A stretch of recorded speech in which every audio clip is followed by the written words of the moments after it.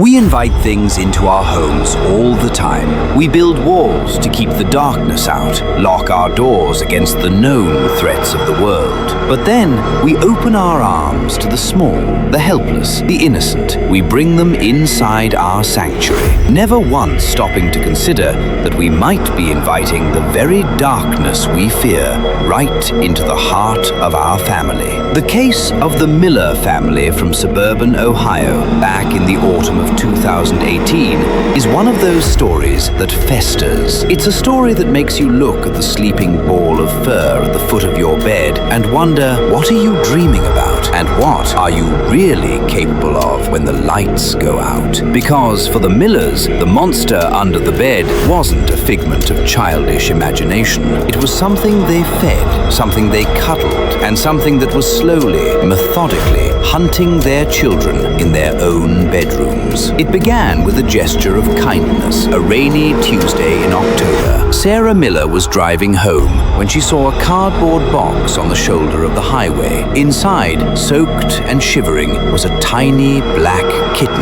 It couldn't have been more than 6 weeks old. Its eyes were huge, a striking, almost luminous yellow. Like any decent person, Sarah took it home. The family named him Shadow. For the first week, it was bliss. Shadow was the perfect pet. He was affectionate, almost unnervingly so. He didn't just want to be near you, he needed to be on you. He purred with an intensity that vibrated through your chest bone. Mark, the father, was skeptical at first, but even he was won over by how the tiny creature seemed to adore his children, 10-year-old Maya and 6-year-old Leo. But looking back, Sarah would later say, there were signs, tiny fissures in the picture of domestic perfection. Shadow rarely ate cat food. He would nibble, but he never seemed truly hungry, and he was unnaturally still. Sometimes you'd walk into a room and he'd just be sitting there in the center of the rug, staring at nothing, not sleeping, just waiting.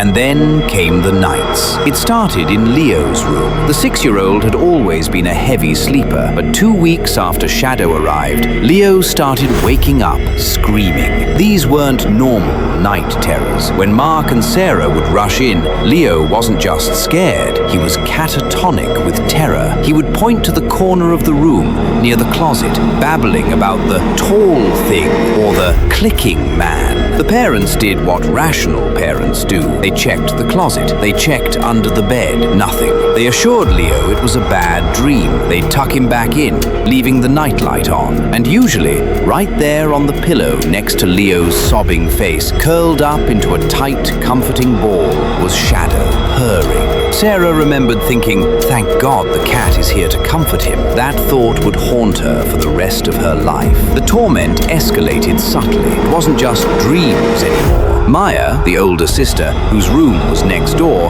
started complaining about the noises. She told her parents that it sounded like someone was walking on the ceiling of Leo's room, not footsteps. She described it as a wet tapping, like bony fingers drumming on drywall. Tap, tap, skitter, tap. Mark, exhausted from work and the broken sleep, snapped at her. He told her to stop feeding her brother's anxieties. He blamed scary movies. He blamed the stress of school. He blamed everything except the new addition to the house. By the 4th week, the atmosphere in the Miller house had curdled. It felt heavy. The air seemed colder upstairs than downstairs. Leo was deteriorating. The bright, energetic 6-year-old was now pale, sluggish, with dark circles rimming his eyes. He stopped sleeping in his bed, often passing out on the living room floor in the mid-afternoon out of sheer exhaustion. He was too terrified to close his eyes at night. And then the physical evidence appeared. Sarah was giving Leo a bath when she saw them. 3 distinct marks on his shoulder. When she asked him what happened, Leo went rigid. He whispered that the shadow grew teeth. Sarah took Leo to the pediatrician. The doctor suggested it might be self-inflicted due to stress or perhaps roughhousing with his sister. She would never hurt him. That night, Sarah couldn't sleep. An instinct, a primal mother's intuition that had been suppressed by rationality for weeks, was finally screaming at her. She got out of bed around 2 a.m. The house was silent as a tomb, save for that low, vibrating purr that seemed to permeate the walls. She walked toward the kids' rooms. The door to Leo's room was ajar. Sarah pushed the door open gently.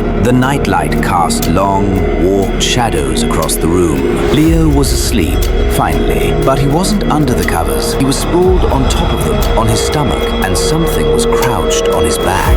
At first, Sarah's brain couldn't process it. It looked like a trick of the light, a patch of ultra-blackness that had solidified. It was hunched over, impossibly thin, with limbs that were too long and jointed incorrectly, like a spider made of tar. It had its face, if you could call it a face, buried in the back of Leo's neck. Sarah gasped. The sound was involuntary, sharp intake of breath that broke the silence. The thing snapped its head up. It didn't have human features. It was a smooth, obsidian surface, except for the eyes. Two massive, glowing yellow orbs. It stared right at Sarah. The radiating waves of malice that hit her were physical.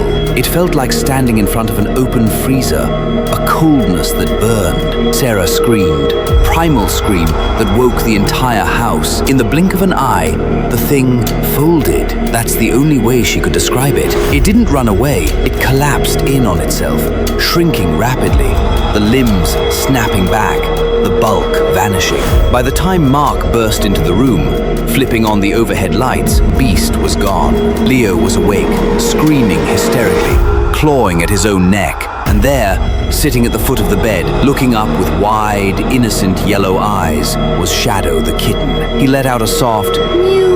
Mark, sleepy and confused, tried to calm everyone down. He thought someone had broken in. He was checking the windows, but Sarah knew.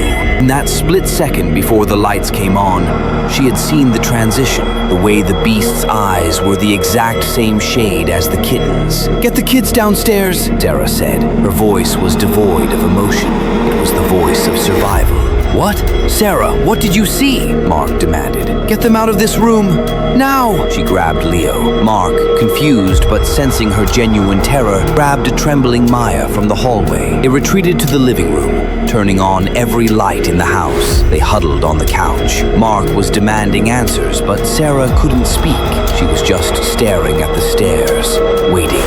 It was around 3 a.m. when Shadow walked into the living room. He didn't prance like a normal kitten. He walked with a strange, deliberate gait. He stopped in the middle of the Persian rug and looked at the family huddled on the couch. And then he opened his mouth. It wasn't a kitten's cry. It was a sound that didn't belong in a mammal's throat. It was a deep, rattling frequency that made Maya cover her ears and Leo bury his head in his mother's chest. As they watched, paralyzed, the kitten stretched. It wasn't a playful stretch. Its spine elongated, its front legs bowed outward, the joints popping audibly. The black fur seemed to ripple, as if something much larger was pushing against it from the inside, trying to tear its way out. The jaw unhinged, dropping impossibly low, revealing rows of needle-thin, translucent teeth that no kitten should have. It was happening again. Transformation. It was feeding on their fear, right there in the living room. The more terrified they became, the bigger it grew. It was already the size of a medium dog, its shadow thrown against the wall, enormous and grotesque. Mark finally snapped. The rational facade shattered. He grabbed a heavy brass lamp from the end table. He threw it. The lamp smashed into the creature just as it was rearing up on its hind legs. The beast let out that horrific chittering shriek, a sound of pure, ancient rage. It didn't recoil. It dissolved. It melted into a puddle of swirling, inky shadow on the rug, and then zipped across the floor faster than the eye could track, vanishing under the gap beneath the front door.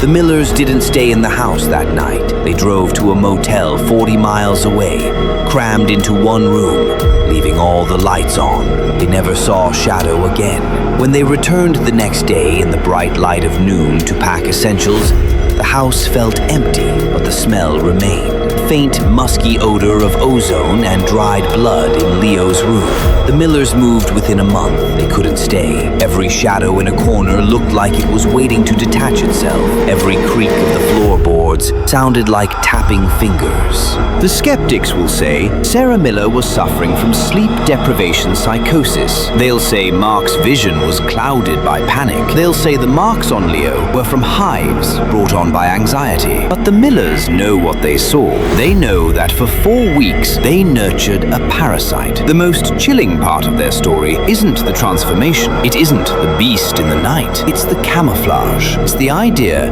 that something predatory and ancient understood human nature well enough to know that the best way to gain access to our most vulnerable moments wasn't to break down the door, but to be small, soft, and helpless enough that we would willingly carry it across the threshold. So tonight, when you lock your doors and turn off the lights, take a good look around your home. Look at the spaces beneath your furniture. Look into the eyes of the pets sleeping peacefully nearby. Are you sure you know what you're living with? Are you sure?